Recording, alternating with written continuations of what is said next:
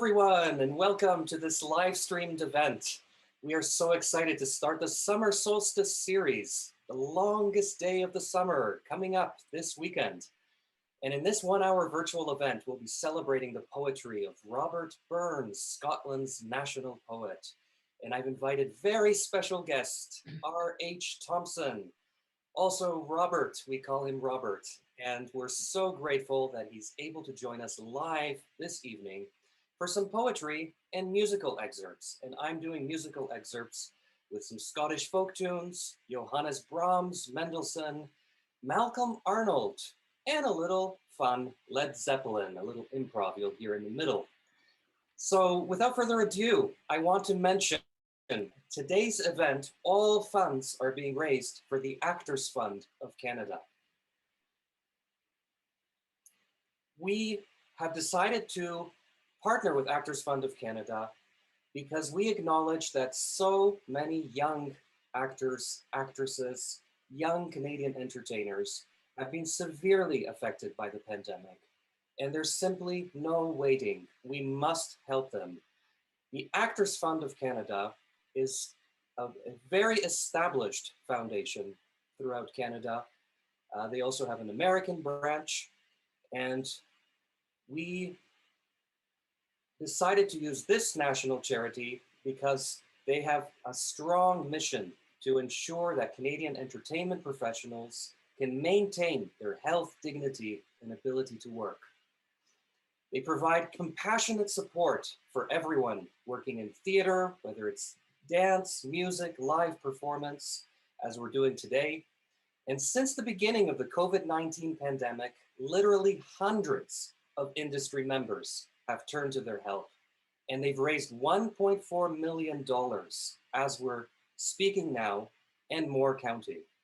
So all you have to do is visit AFC Helps and afchelps.ca, or click on that link found on our website, and you'll be taken directly to the donation page. All funds are going directly to them, and we're so grateful to do our part and help them. Robert Burns, this was a fun experiment. I want to point out that all of us are working from our living rooms still. Occasionally we get a gig in an empty concert hall, but for the sake of today's presentation, everything was done from our living room. And putting this together has been a challenge. And my producer, who I'm so heartfelt, I send my heartfelt thanks to, who worked overnight, and I also worked overnight, to merge the nuances of what we're about to do, to have the screams ready to go, to have all the fades between us. It was a challenge. And you'll see that this is a very, very interesting presentation because we're working in different acoustical spaces, different microphones, different setups. Getting the piano to merge with the voice has been quite something, possibly the most challenging technical feat I've had all year. But it's worth it, because for Robert Burns, Scotland's national poet, you're going to hear some splendid poetry, a pioneer of the Romantic movement, and someone who after his death became a great source of inspiration to both liberalism and socialism, while staying a cultural icon of Scotland for the entire Scottish diaspora around the world. I'd like to begin with a little solo improvisation on solo piano, as I always like to do. Let's head over onto the piano and hear one of his most popular songs. He wrote the lyrics to A Red, Red Rose, based on a Scottish traditional folk tune. And here's my take on it.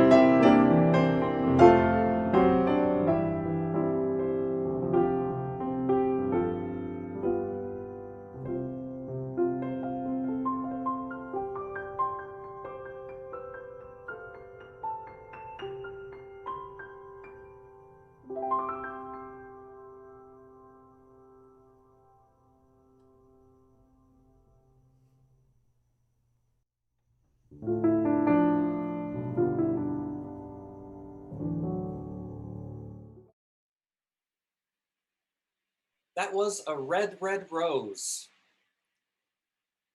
possibly best affiliated song with the great poetry of Robert Burns. And that was my solo improvisation.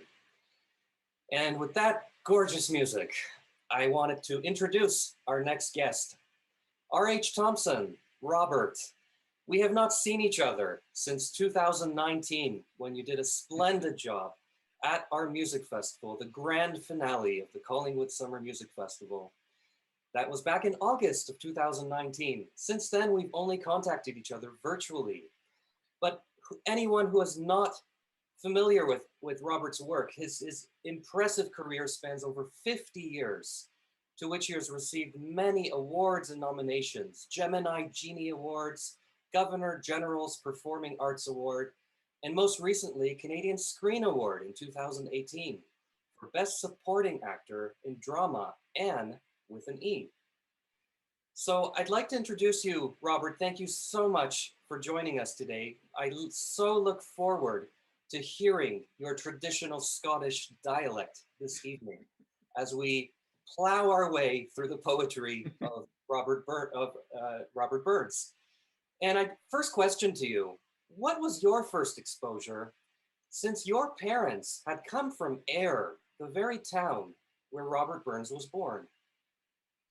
My first exposure was probably listening to records that I couldn't stand when I was 6 or 7 years old. It was Kenneth McKellar, and Kenneth McKellar was singing Robbie Burns songs. And I thought, what is that noise, so to speak? So it was only later that I began to understand the poetry that lay behind these songs. And that poetry was kind of on the outs, right? In the 50s and 60s and 70s and 80s, like nobody did poetry anymore. But there has been a resurgence in trying to understand what's the power of this form, these strange little kind of verbal gymnasiums that all kinds of people use. I mean, we all saw the inauguration of Biden, where Amanda Gorman did that remarkable poem. And Dennis Saddleman wrote this poem called Monsters about the residential schools. And the poetry has really kind of reappeared as this unique expression of a people, of a feeling of this and with that. So that's when I started returning back onto Burns, and then realized it wasn't a revolutionary, but he sure was taken with, there was the American Revolution, and there's the French Revolution, and Scottish independence. So he was right at the center of that. You mentioned Amanda Gorman, and that is a poet we've mentioned numerous times during these live streams. The entire world has been enamored with her work, and she's inspired so many young poets. I'm so glad you mentioned that. And tell us a little bit about your work with the latest Screen Award that you won, the drama, and with an E. Well, actors, we are like hitchhikers on the side of the road. We take whatever job will take us. So I lucked into getting this part, which was Anne with an E, which is Anna Green Gables. And I'd only seen wonderful actors play the part of Matthew, and then I was given the part of Matthew, and totally intimidated. But it was a great 3 years, and the scripts had some depth to it. And because Netflix was involved, there was actually a budget, which meant you could go to the farms, you could go to the towns, the camera crews could go. And I give you this picture of Barney the horse, because it's not only the actors that you enjoy, and I made great friends with, the girl who played Anne and Geraldine James and all the rest of it. But there were so many animals on set, whether there were pigs or chickens or horses. And Barney up there is like all the kind of micro stories that appear on a set. Barney became my kind of draft horse. And I was out plowing with him one day with a hand plow, right? You got to teach me how to plow. So I'm plowing in the field with Barney, saying gee and haw. And then the horse guy afterwards, his name was Robert, said, you notice how Barney flinched every time you said something? I said, no, I didn't. I said, well, why did he flinch? Because he's a rescue horse, and because he'd been beaten. And this was a horse that was dying in a field, left for dead. And being eaten alive by dogs. Oh. And the rescue people drove by. It was a Mennonite farm. They drove by the farm and watched these dogs pulling at this horse and this horse kicking. And the farmer had just left him out there to die. And so these wranglers, they rescued the horse. And Barney was old, so he was tossed aside, as it were. But he had been so beaten by the farmers that when he heard my voice talking to him, he flinched. And it took him 3 years on set to slowly get used to the humans, get to learn to trust us. And then he is a fantastic horse. I mean, the guy's got soul for days. So, I mean, there were so many enriching parts of shooting this kind of series. And my friend Barney is one of them. Wow, what a story. And there's a picture of Barney right there. Yep. So you had a chance to ride as well. Oh, ride, draw a horse sleigh in the winter. You know, you put a horse in a sleigh and off you go through the fields. Oh, it's great. I love riding. Thrilling experience. Well, these are the experience stories that make what we do worthwhile. And please, everyone, if you haven't donated yet, please visit the Actors Fund of Canada, afchelps.ca. We're trying to raise money to support young actors and struggling young actors who have been affected by the pandemic. And I think without further ado, Robert, let's get to work and celebrate Robert Burns. A little bit of an announcement. This Saturday, I'll be performing the music of Schubert, Franz Schubert, one of his monumental last piano sonatas. And the week after, I have another special guest, the renowned music scholar, who will be celebrating the work of Frédéric Chopin. That's Dr. Alan Walker. And this following Saturday, I'll be doing a performance, all Chopin recital, which I have not done in 10 years. So here we go. Let's get started. Head over to the instrument and begin our feature presentation.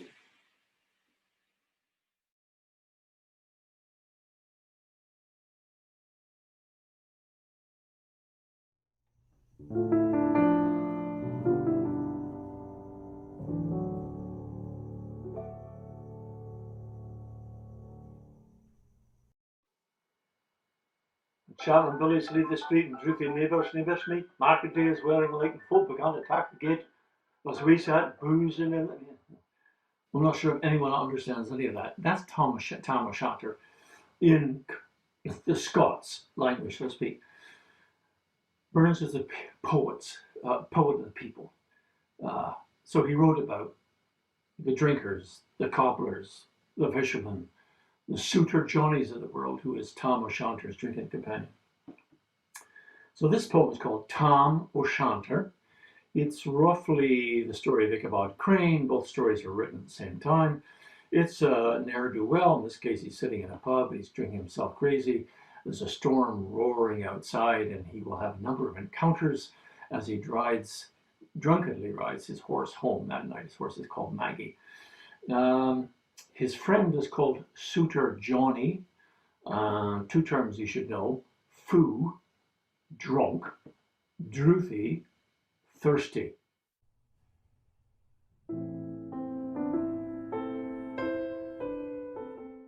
When Chapman billies leave the street and drouthy neighbours meet, as market day is wearing late and folk began to tack the gate, as we sat boozing in the nappy, getting foo and unco happy, we think now of the long Scots miles, the mosses, waters, slaps and stiles that lie between us and our hame, where sits our sulky, sullen dame, gathering a browse like gathering storm, nursing her wrath to keep it warm.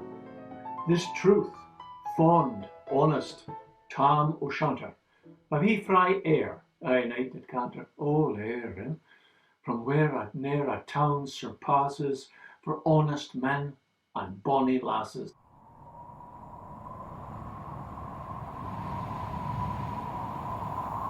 Tom is drinking with his friend Suitor Johnny.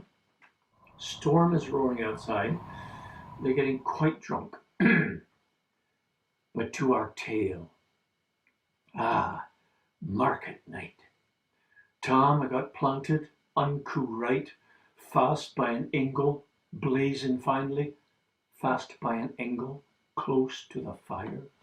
Fast by an ingle, blazing finely, with reaming swats that drank divinely, and at his elbow, suitor Johnny, his ancient trusty drouthy crony. Tom loved him like a vera brother. They'd been food for weeks together. The night drive on was sounds and clatter, and how the ale was growing better. The landlady and Tom grew gracious, with favours secret, sweet, and precious. The suitor told his queerest stories.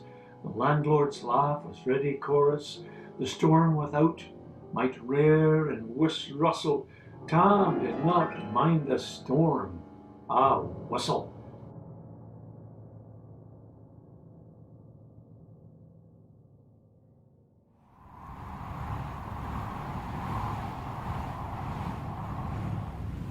In this wild night, Tom would eventually ride home by himself on his horse, called Maggie, who was a mare, and they would come across a haunted church, and they would see a light, and inside there would be dancing witches and warlocks. And Tom would watch this particularly one young witch dancing and looking at him, and she was dressed in what he refers to as a cutty sark. Now, a cutty sark, before it became a whisky, a cutty sark actually is a short skirt. And Tom and I for the women. And of course, the music for the dance is being played by the devil himself, Old Nick, playing on the bagpipes. As in so many of these stories, it's the devil who provides the music for the dance.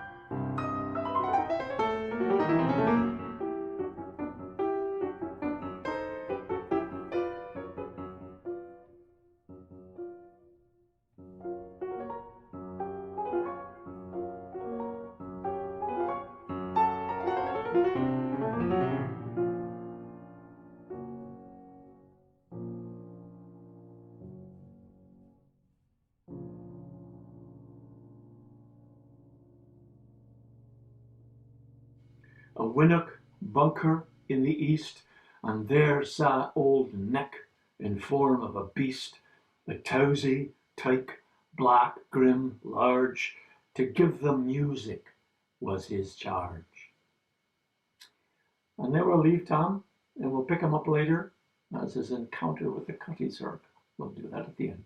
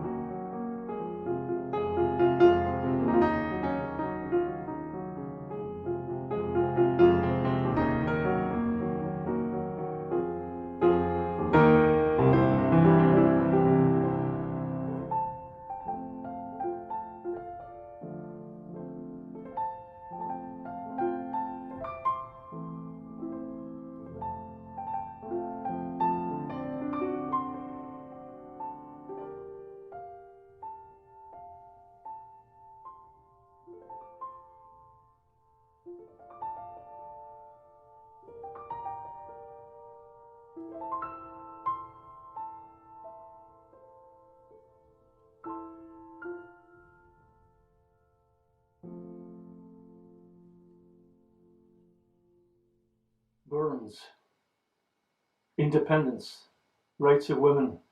It was a tumultuous time we lived in. The American Revolution, or the War of Independence, was just 15, 20 years before. Would have changed Europe thinking of that. And he was also right in the middle of the French Revolution. And he would say things like, you know, there's freedom for them that can read and freedom for them that can write, but none ever feared that the truth should be heard, but them whom the truth would indict, which in fact is addressing fake news, distortions, alternate truths. There's freedom for them that can read and freedom for them that can write, but none ever feared that the truth should be heard, but them whom the truth would indict.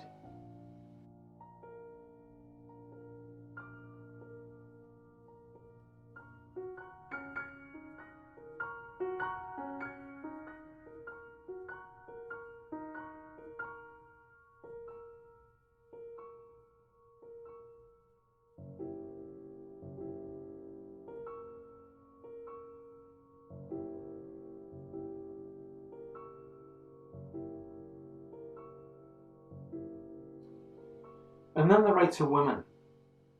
So the French Revolution is just across the channel. I mean, they are cutting their heads off in 1792 at this point. And the talk about the rights of man is all around. And because this is the Actors Fund of Canada we're trying to raise money for, this next piece was first read, he wrote it for an actress. Her name was Miss Louisa Fontel, a London actress.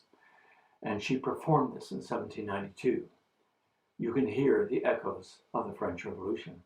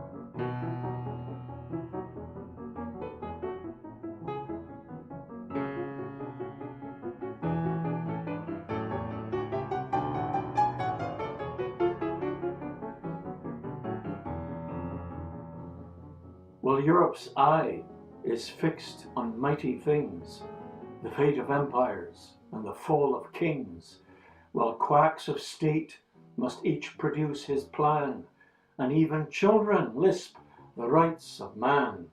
Amid this mighty fuss, just let me mention the rights of women merit some attention.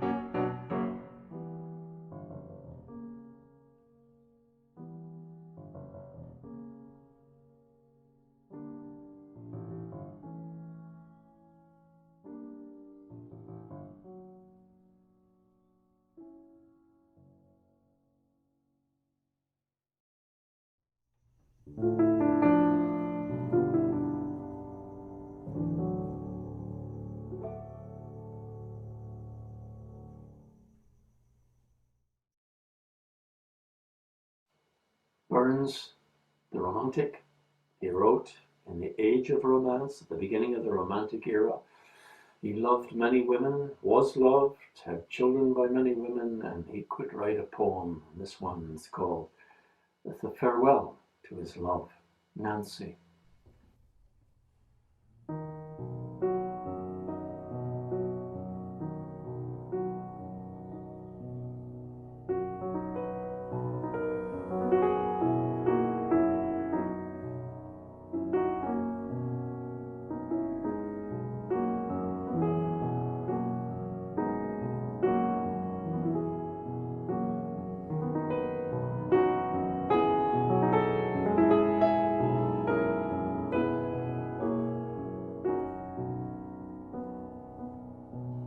A fond kiss, and then we sever.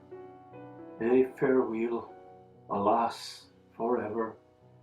Deep in heart-wrung tears, I'll pledge thee. Warring sighs and groans, I'll wage thee. Who shall say that fortune grieves him, while the star of hope she leaves him? Me, nay, cheerful twinkle lights me, dark despair around benights me.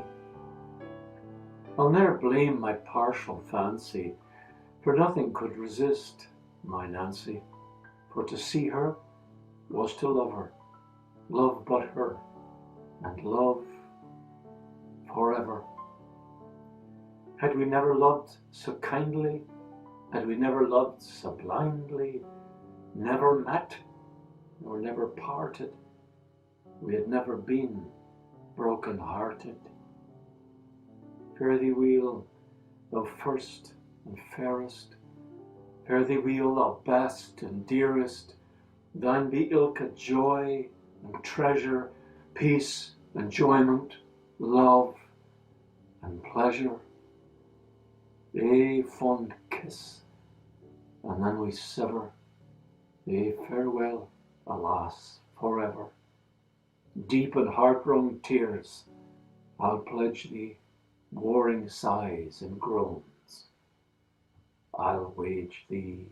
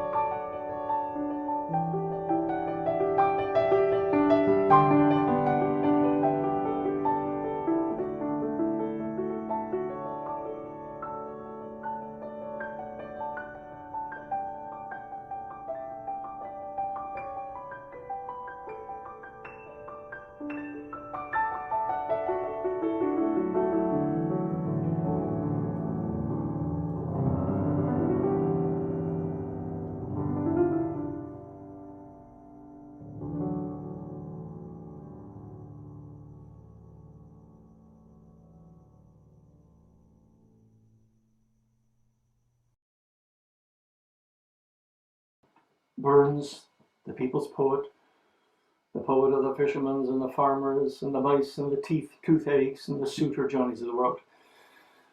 He knows what it is like to live on the land. He knows what it's like to plough. He knows what it is to come in of a late autumn evening, having spent the day turning over the fields before winter. He knows he's part of the natural world and knows what it's like to have mud on his boots. And when he speaks to the mouse, having destroyed the mouse's nest, he sees his life very much like the mouse's life, except that he has less to look forward to.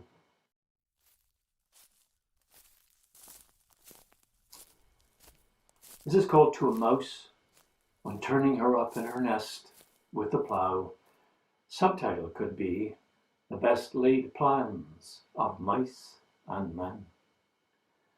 Wee, sleeked, cowering, timorous beastie, oh, what a panic's in thy breastie. Thou need not start away so hasty with bickering prattle. I would be lief to run and chase thee with murdering prattle.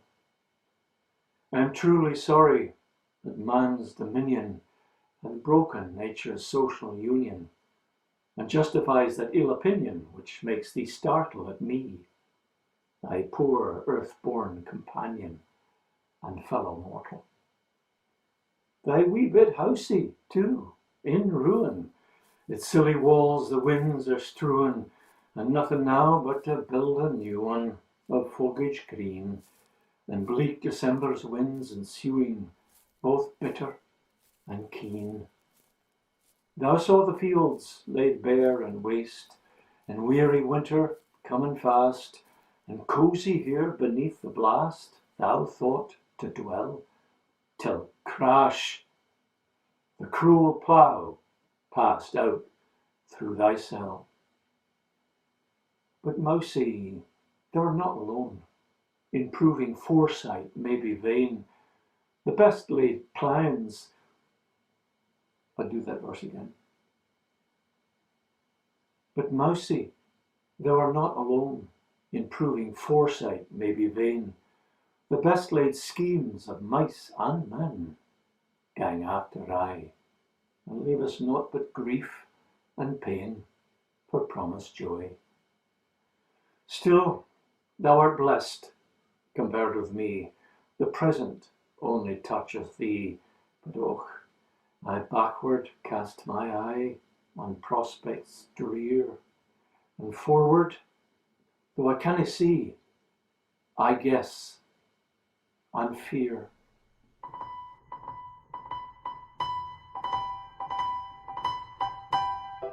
Address to the toothache. My curse upon that venom stang that shoots my tortured gums along, and through my lug is many a twang of gnawing vengeance, tearing my nerves with bitter tang like racking engines. When fevers burn, or agues freezes, rheumatics gnaw, or colics squeezes, our neighbour's sympathy can ease us with pity and moan, but thee, thou hell of diseases, aye, mocks or groan. Whatever the place the priest call hell, whatever the tones of misery yell, and ranked plagues their numbers tell in dreadful raw, thou, toothache, sure barst a ball.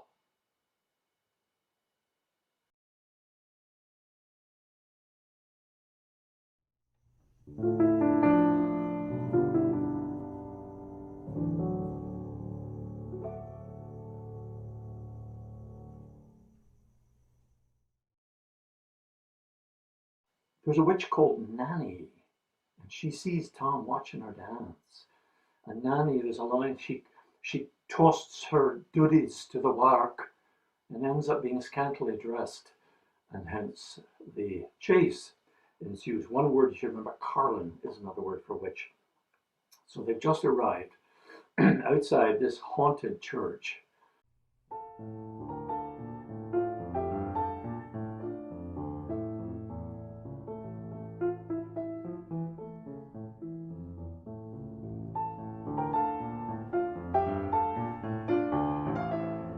Maggie stood, right sair astonished, till by the heel and hand admonished, she ventured forward on the light. And wow, Tom saw an uncouth sight, warlocks and witches in a dance, nae cotillion bray new from France, but hornpipes, jigs, strathbrays and reels, but life and metal in their heels. A Warnock bunker in the east, there sat old Nick, in shape of a beast, a towsy tyke, black, grim, large, to give them music was his charge. He screwed the pipes and gart them skirl, to roof and rafters aye did stirl. Coffins stood round like open presses, that showed the dead in their last dresses, and by some devilish contract sleight, each corpse in his hand held a light, by which heroic Tom was able to note upon the holy table a murderer's bones in gibbet irons, twice span lang wee unchristian barns, a thief new cutted from his rape, with his last gasp his gape did gape, 5 tomahawks with blood red rusted, 5 scimitars with murder crusted, 3 lawyers' tongues turned inside out, with lies seamed like beggars' clout. 3 priests' hearts, like rotten black as muck, lay stinking vile in every nook. As Tammy glowered, amazed and curious, the mirth and fun grew fast and furious. The piper loud and louder blew, the dancers quick and quicker flew. They reeled, they set, they crossed, they cleeked, till ilka carlin swat and reeked, and tossed her daddies to the wark. And look at her, dancing in her sark. Tam, had they been queens, and plump and strapping in their teens, was ever graced a dance of witches. Tam stood like one bewitched, and thought his very eye enriched. Even Satan glowered, and finched full fain, and hawked and blew with might and main, till first caper sign a thither, Tam lost his reason altogether, and he roars out, "Well done, Cutty Sark!"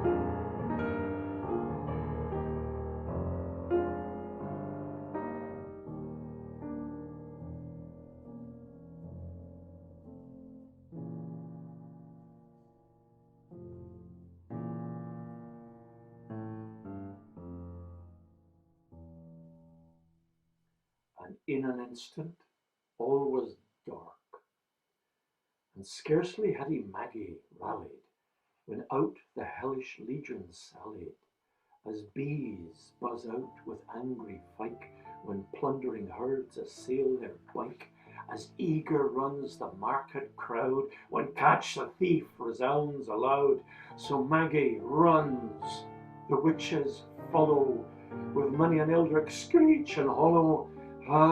Tam, thou'll get thy faring, in hell they'll roast thee like a heron. And so the witches chase Tam and Maggie. They finally get away, but not before the one witch, Nanny, grabs Maggie the horse by the tail and rips Maggie's tail off. And Tam escapes. They'll tell another drunken story in the pub. Now the Cutty Sark became a whiskey. That's what we all know, Cutty Sark and a whiskey. But actually means the short skirt, or short nightie. She was wearing a short nightie. Now there was a ship named the Cutty Sark, and it still exists in the UK. It's up in Drydock. And its bowsprit is the Carlin, is the young witch, Nanny. And in her carved hand, on the prow of the ship, Cutty Sark, she's holding a horse's tail. That's Robbie Burns.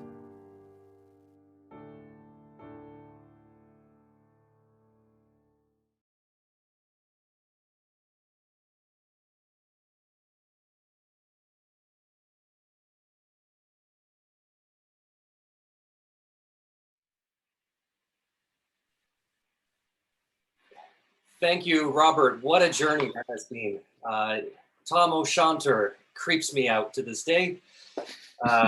Such a joy to work with you from our living rooms and on this very interesting concept through 4 chapters touching upon the history of Robert Burns' life.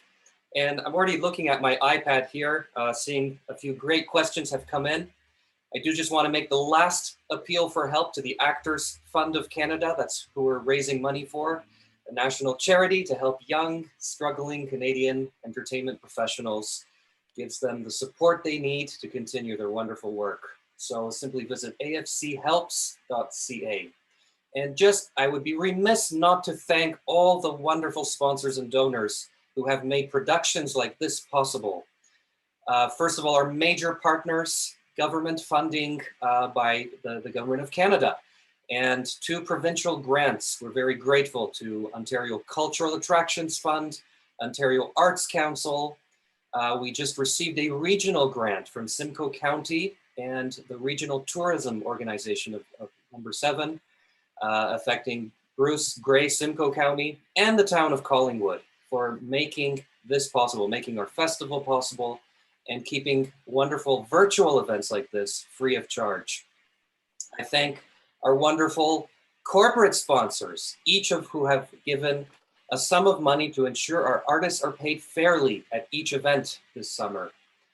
And I thank all the individual donors who, as we're speaking right now, I still see people donating to both the Actors Fund of Canada and to the festival.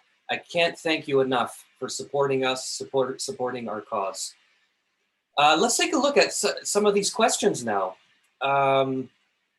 Robert, of the great poet Roberts, all the Roberts out there. We have Robert Frost, of course, one that, of course, when I was growing up in Canada, we always talked about 2 roads diverged in a wood, and I took the one less traveled by, and that made all the difference.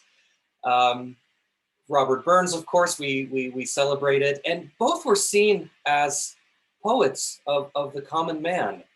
And I would like to extend that question a little further, and maybe you could tell us a little bit about some of the missing Canadian stories. It's, you know, we do have some poets, but we hide them. We have novelists. We are in the golden age of Canadian novels, in that the Margaret Atwoods and the Michael Ondaatjes are read around the world and translated into like 40 languages. But our poets don't have that kind of span, and our kind of entertainment fiction, our films and television have a hard time, even though Anne with an E travel around the world. And, you know, I would have a Spanish student in Berlin come up to me in the streets of Berlin and said, "Oh, I know you, it's Matthew."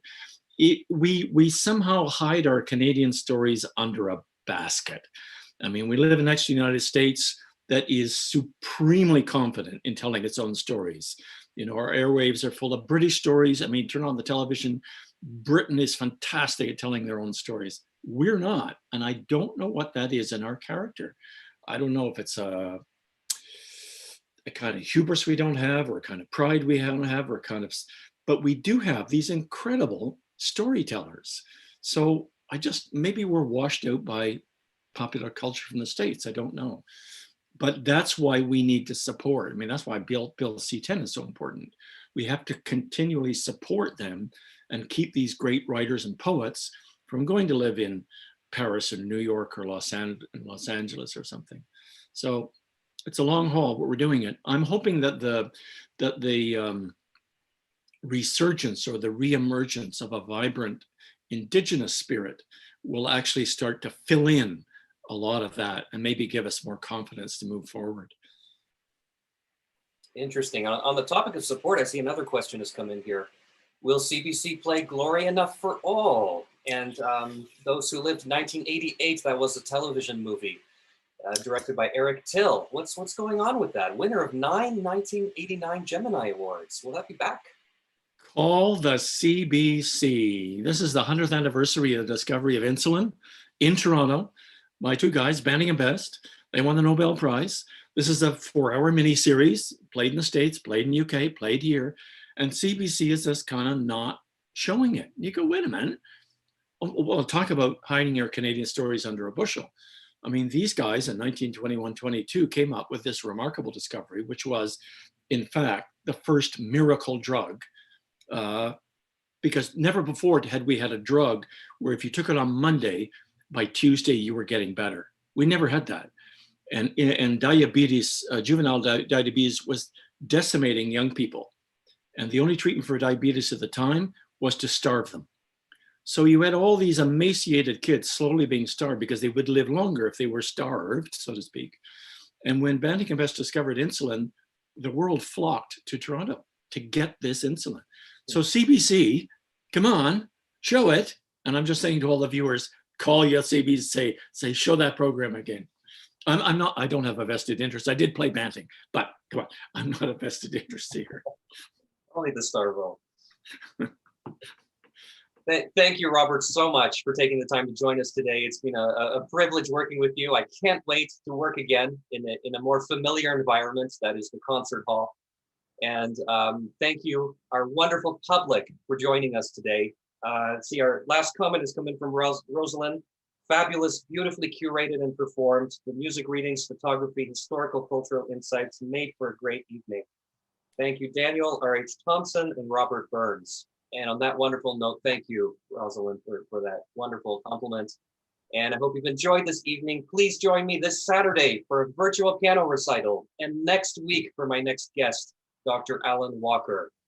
On that note, thank you all for joining. Thank you, Robert. Thank you, Tyler, for working behind the scenes. It's been an absolute pleasure. And see you again soon. Take care, everyone. Cheers. Thanks. Bye.